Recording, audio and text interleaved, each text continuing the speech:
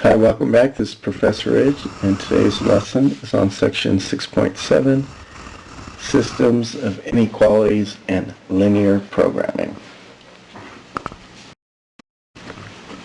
Okay, so let's start off by reviewing how to graph a linear inequality. So x is greater than 2x minus 3.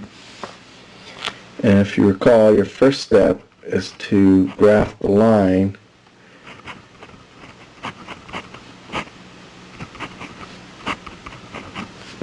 y equals, equals is the line, 2x minus 3.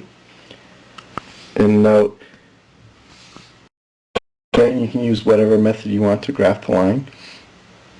So let's do the slope-intercept in this case. We're going to go y-intercepts negative 3, slopes up 2 over 1, up 2 over 1, up 2 over 1. So you can go back and review the lesson on graphing lines if you forgot. Now note, if the problem is a strict inequality, meaning no equal sign in it, if it's greater than or less than with no equal sign in it, we're going to use a dashed line. If it's greater than or equal to or less than or equal to, you're going to use a solid line. So again, the line is the equal to portion. Well, that's not part of the solution. Okay, we'll label it. Okay, so that's the equal to part, and now we want the solution side is going to be the greater than part, so we have to shade the part that makes the statement true. So that's for step 2, is you're going to shade the true side.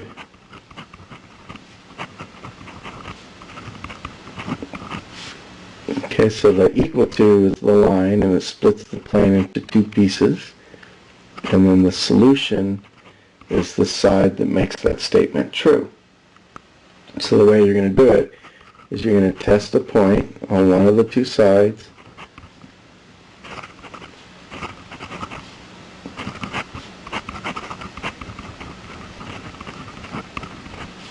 and if it's true, you shade that side. If it's false, shade the other side. Alright, so let's test this point here, 0, 0. We're going to test 0, 0. This is on one of the 2 sides. Plug into the original statement.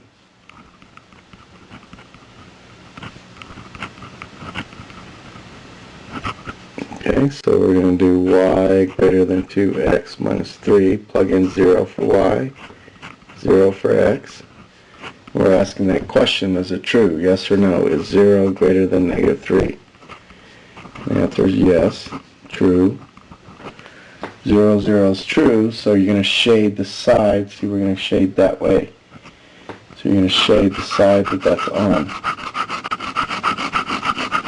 And that's your solution. Okay, let's try another one. Graph 3x minus 4y is greater than or equal to 12. Okay, so let's try using the X and Y-Intercept. So if you remember, for X-intercept, you're looking for x, y is 0. Plug it in. So 3 times what minus 4 times 0, so basically that goes away, is equal to 12. So basically that goes away, so x is 4. And then for the y-intercept, you're looking for y, so x is 0. Do the same thing. 3 times 0 minus 4 times what equals 12. So y is negative 3. So you plot these 2 points, 4, 0, negative 0, negative 3, and then draw the line through it. Now on this one, I'm going to use, right, so greater than or equal to, use solid line. Okay, so I'm going to do a solid line because equal to is part of the solution set. Okay, we're going to do our test point. 0, 0. I pretty much always use 0, 0 unless the line goes through 0, 0, in which case 0, 0 wouldn't be on a side, so I would have to choose something different. Okay? So most of the time I'm going to use 0, 0. Once in a while when the line goes through the origin, I can't use it because you have to be something that's not on the line. Okay, so we plug in 0, 0. 3 times 0 minus 4 times 0. Is that greater than or equal to 12? 0 greater than or equal to 12? False. No. So if that's false, then this side over here would be true. So I'm going to shade the true side.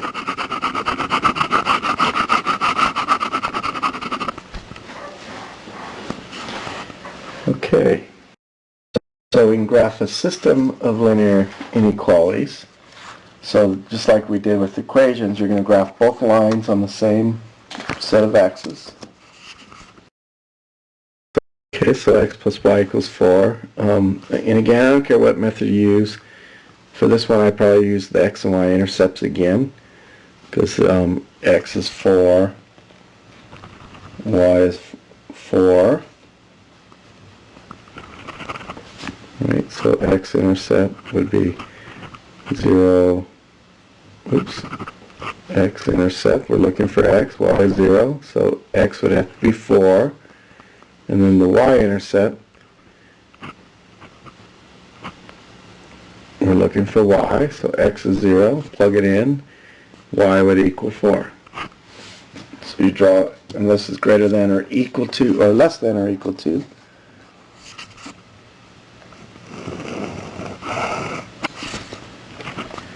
Okay, and then we're going to graph that's x plus y equals 4. Now we're going to graph the other one, x minus y equals 2. So the x-intercept on that one is, now if you want, okay, just to practice, I'll put it in slope-intercept form. Subtract the x, divide by -1.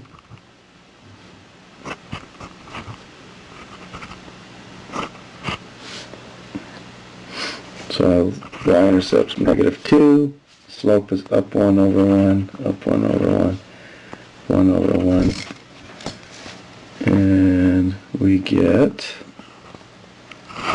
that line, x minus y equals 2. Now, two ways you can do this. See, there's these two lines split the plane up into 4 regions, and we're going to shade the piece that's going to make both inequalities true. And there's a couple ways you can do it. You can pick a test point from each region and plug them into both. If you get 2 yeses, 2 trues, then you shade it. If you get 1 true, 1 false, then you don't shade it. If you get 2 false, then of course you wouldn't shade it either. Okay, so you need 2 truths, so you can do it that way. So you pick 4 points, 1 in each region, check them in both lines. Or you can just kind of lightly shade. Here, I'll show you. If I just test for the first line, if I do 0, 0, I'm going to test 0, 0. Plug it in the first equation. 0 plus 0 less than or equal to 4, question mark. That's true. So if you're 0, 0, and the first line was x plus y equals 4, so I'm going to shade that way. Just put a couple little light marks in it, just so you know. And then for the next one, x minus y is greater than or equal to 2. If you test 0, 0, 0 minus 0 greater than or equal to 2. That's false. So this line is x minus y is equal to 2, and we're going to shade away from the origin, so going this way. So you can see region 3 would get shaded by both statements, so that's going to be our solution set. Everything in region 3.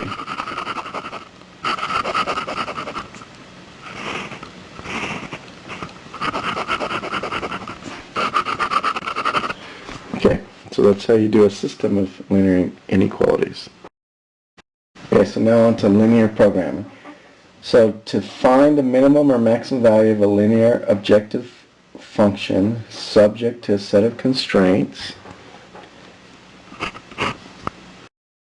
Okay, so step 1 is you're going to graph the region of feasible solutions. So basically you have constraints, like for whatever x and y represent, you might say the maximum sum of x and y could be 12. So you go x plus y has to be less than or equal to 12, and that's going to be a constraint on whatever your function is. Okay, step 2, you're going to determine the coordinates of the vertices of the region. And then the last step is to evaluate the objective function at each vertex. The largest and smallest of these values, are the minimum and maximum values, the maximum and the minimum values of the function, respectively. Okay, so basically the idea is that the only place that you're going to get a maximum minimum value is the vertices. So that's why you just determine what the function value is at each of those spots. Alright, let's try one of these, and I'll explain a little more about some of these terms as we do a problem here. Okay, so find the max and min values of the function and the x and y for which they occur. So if you recall, remember the maximum value of a function is the output value, and then the input value is where it happens. So q is 28x minus 4y plus 27, or 72, I'm sorry. This is your objective function. Whatever q represents, say it could be revenue, it could be cost, it could be anything, basically. So if it was revenue or profits, you want to maximize it. If it is cost, you probably want to minimize it. And then we have constraints subject to,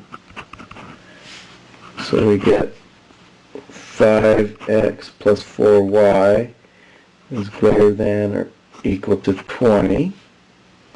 So you got to operate within these constraints, and that's going to give you your feasibility solution region. Okay, y has to be between 0 and 4, and x has to be between 0 and 3. So we're going to be in the first quadrant because x and y have to be greater than 0 and less than 4 and 3 respectively. Or no, the other way around. So I'm going to do basically just the first quadrant. Okay, so my step 1 is I'm going to graph the feasibility region. So I'm going to do the constraints based on the constraints. So 5x plus 4y. Okay, I'm going to use the x and y-intercepts. So x would be 4, y would be 5, equal to, as part of the solution, so solid line.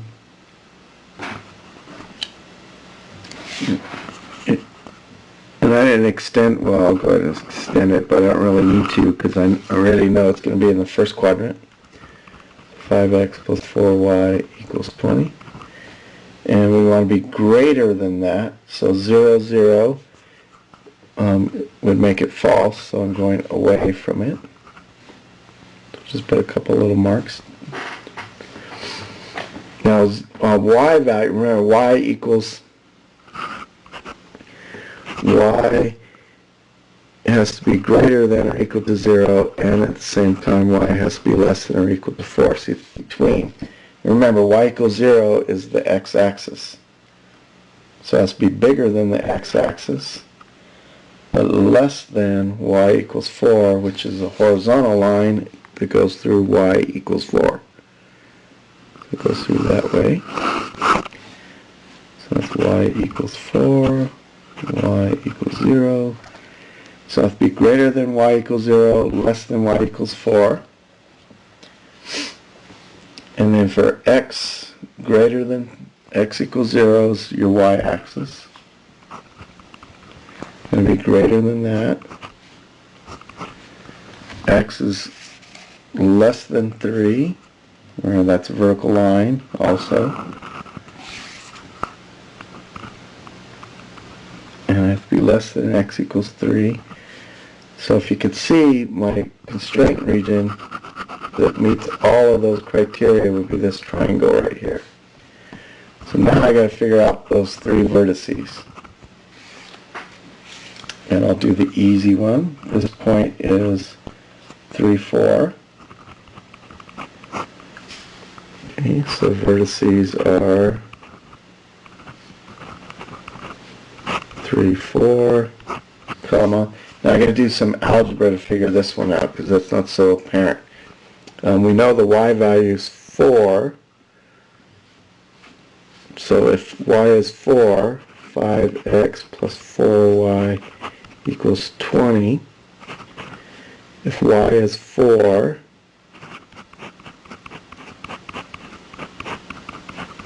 we solve that equation. So this actually should be scratch work. 16, subtract 16. So x equals 4/5. So we get another vert. So we know y is 4, x is 4/5. And then, okay, so that's 4/5. 4. And now I got to find this vertex, which I know that x is 3. So again, I'm going to do 5x plus 4y equals 20. X is 3. Then I'm going to solve it for y.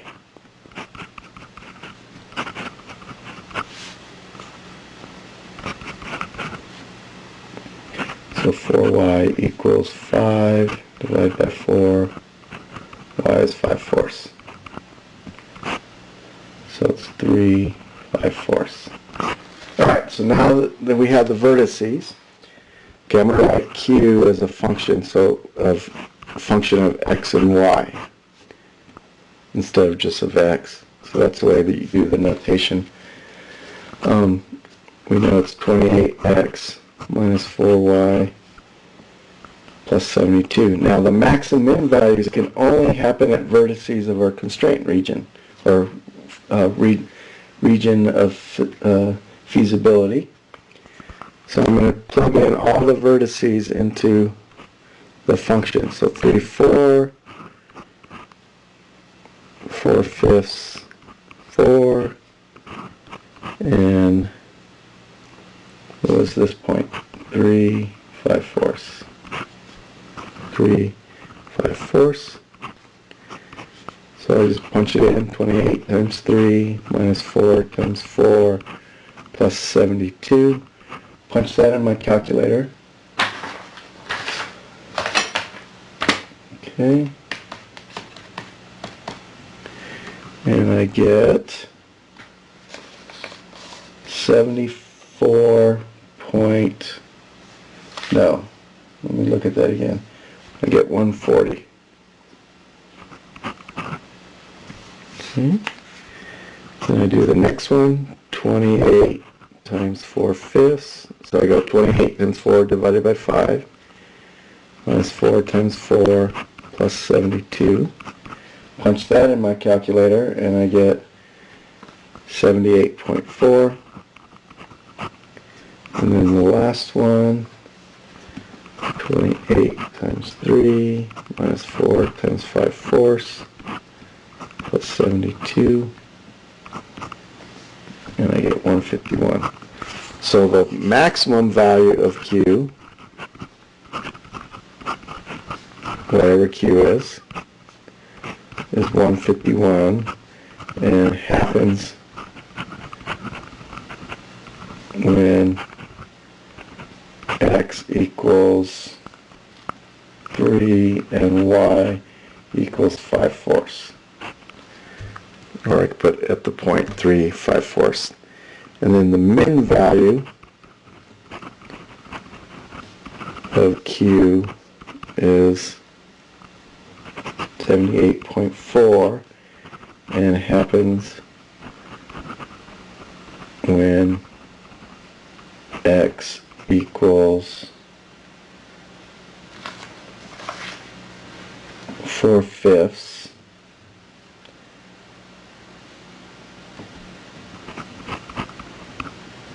and Y equals 4. Again, I could have wrote that as a point, but there you go. Okay, so that concludes the lesson for 6.7. Go to my math lab, complete your exercise there, and I'll see you next time.